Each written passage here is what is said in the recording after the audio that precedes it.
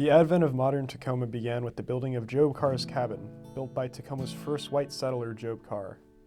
Carr first arrived in the area that would become Tacoma in 1864.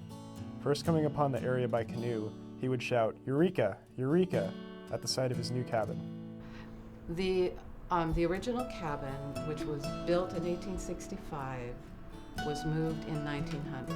Carr built the cabin with the goal of establishing an endpoint for the Transcontinental Railroad, but the cabin would take on numerous roles throughout its early years, including that of Tacoma's post office, with Carr acting as postmaster.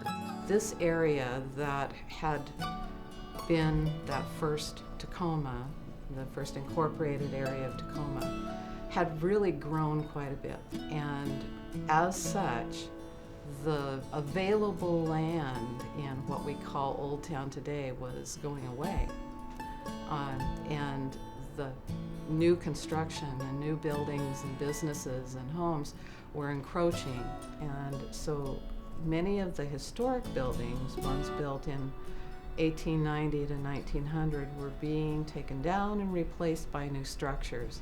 The cabin suddenly found itself on the edge of insignificance.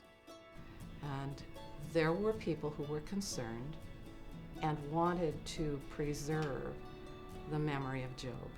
And they thought the best way to do that would be to take the cabin and move it to this brand new park that had been established on Point Defiance for the city. The original cabin was actually, it was in Point Defiance from 1900 to about 1988.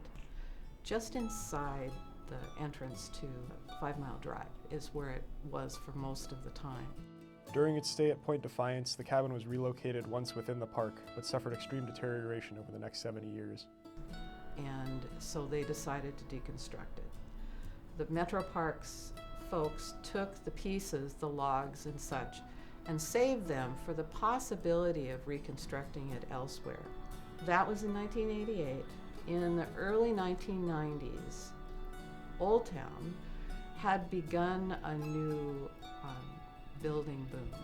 And there were a couple of business women, Karen Poole and Phyllis Olson, who felt that it was really important to preserve the historic nature of the neighborhood before it was gone. So they got a group together and they started talking about it, and they thought the best way to do that would be to bring Job's cabin back.